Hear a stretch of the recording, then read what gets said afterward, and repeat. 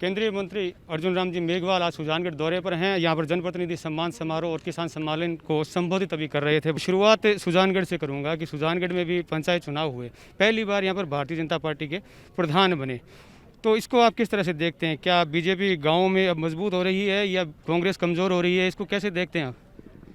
देखिए, ये कोई गांव और शहर का विषय नहीं है जी। पूरे प्रदेश में कांग्रेस का शासन नाम की कोई चीज़ ही नहीं रही, ऐसा लगता है। दो भागों में बटी हुई कांग्रेस, अस्थिर सरकार, बिगड़ता हुआ लॉ एंड ऑर्डर, बढ़ते हुए महिलाओं पे अत्याचार, बढ़ते हुए दलितों पे अत्याचार, ये सब ये गवाही देते हैं जी कि शासन नाम की प्रदेश में कोई चीज़ ही नहीं है।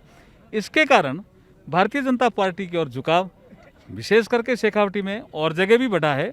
और अभी सुजानगढ़ के उपचुनाव में उसमें भी आप नतीजा देख लेना, भारतीय जनता पार्टी के पक्ष में ही फैसला आने वाला है। ये जो चुनाव हैं, इसके जो रिजल्ट हैं, आज जो जनप्रतिनिधि सम्मान भी हुआ है, प्रभावित करेगा उन उपचुनाव के रिजल्ट को? देखिए, ये तो संगठनात्मक हमारा एक प्रचार प्रसार का हिस्सा रहता है।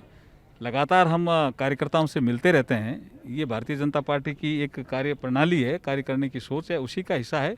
अभी किसी बिलों को लेकर के जो एक भ्रम फैला रही है कांग्रेस पार्टी, उसको लेकर के हम किसान सम्मेलन जगह जगह कर रहे हैं। सुजानगढ़ में भी उसी श्रृंखला में ये सम्मेलन था। अभी आपने संबोधित राजस्थानी भाषा में किया, तो राजस्थानी भाषा पे भी आपका कमेंट चाहूँगा।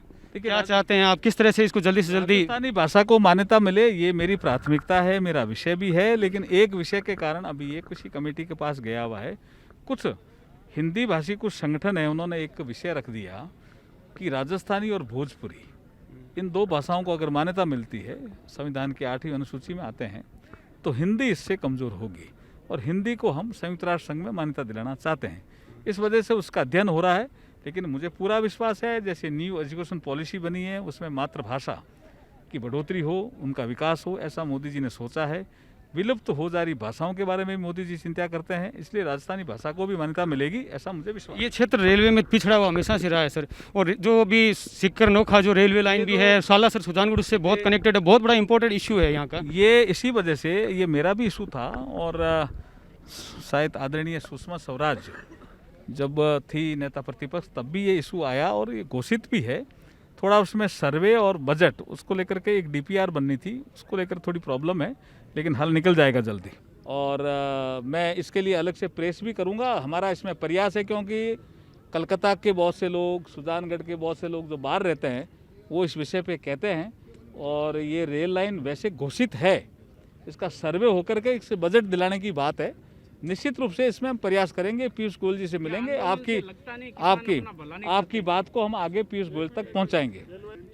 हाँ, जो लता जी के प्रथम गुरु हैं, निश्चित रूप से मैंने कहा था कुछ चौराया तय हो जाए तो मैं CSR फंड से पैसे दिलवा दूंगा, क्योंकि हैवी इंडस्ट्री में मैं काम करता हूँ इस समय।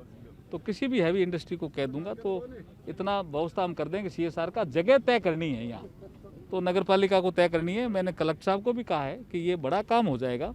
देखिए, जैसे मैंने अभी कहा कि ये तीनों कृषि के जो बिल हैं, वो लंबे समय से भानु प्रताप कमेटी जुलाई 90 में जो आई थी, तब से लेकर के पेंडिंग है। तो उसको ठीक किया मोदी जी की वर्तमान सरकार ने।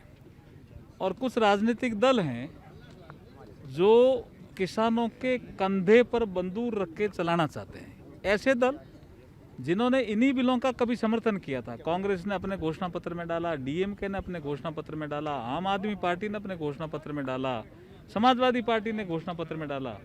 फिर ये विरोध, ये दोगला चरित्र है।